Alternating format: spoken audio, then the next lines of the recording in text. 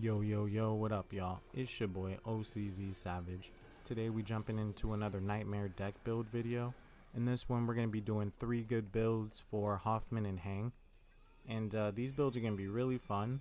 This first one's pretty much going to focus on temporary health, resistance, and temporary health regeneration, I guess you could say. So pretty much we're just going to be abusing molotovs.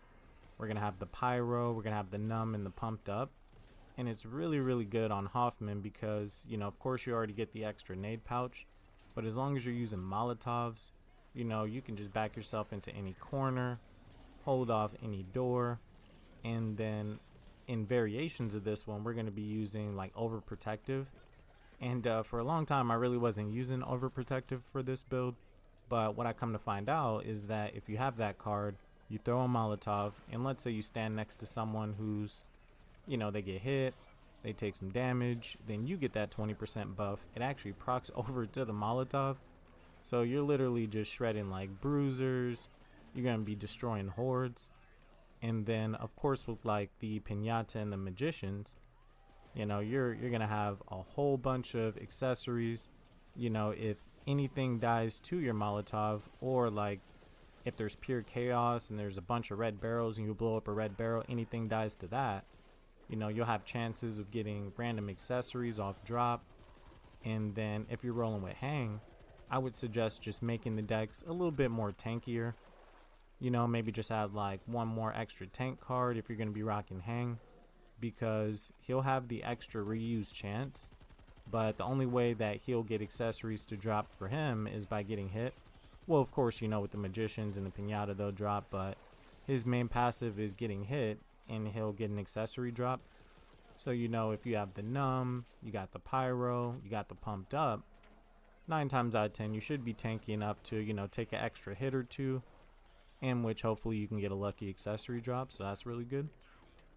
Now another cool thing about these pyro type of builds, whenever pure chaos comes up, you're pretty much chilling, because there'll be a whole bunch of red barrels, you know, unlimited molotovs. Well, a bunch of them spawn everywhere. So each time that you see those, it'd be really easy for you to get yourself like, you know, some temporary health off, as long as, you know, you're the person that shoots the barrel. Because, you know, a lot of times, even if you are running a pyro build and people will see that your life is being healed by temporary health, you know, so you would pretty much realize around a pyro build, you know, people will still shoot the barrels. So you just got to make sure that you're on it, shoot those barrels, make sure you're throwing the molotovs, or at least trying to collect all of them.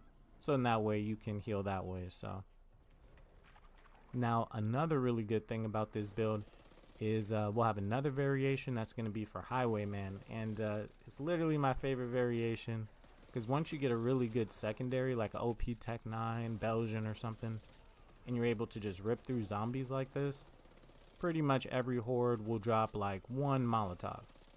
And honestly, with these builds, if you just have 1 molotov and, you know, a horde gets called or something, you know, it could drop another molotov, it could drop a toolkit, you know, random accessories. So I think you guys are gonna really like this one.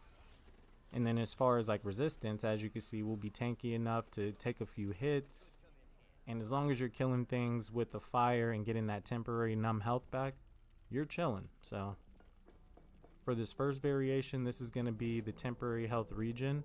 So we got the pyro, we got the apprentice, pinata. On this one we got the pumped up, we got the motorcycle and padded suit. Now what you could do as far as variations, if you wanted to move offensive scavenger up a little bit, so maybe you can find more accessories, or even if you completely wanted to take it off, you could add scarred tissue and you can go a little bit more tankier. You know, so a lot of the times if I'm playing Heng, I'll probably run with this build. And then as far as like the next build, it kind of just depends on you.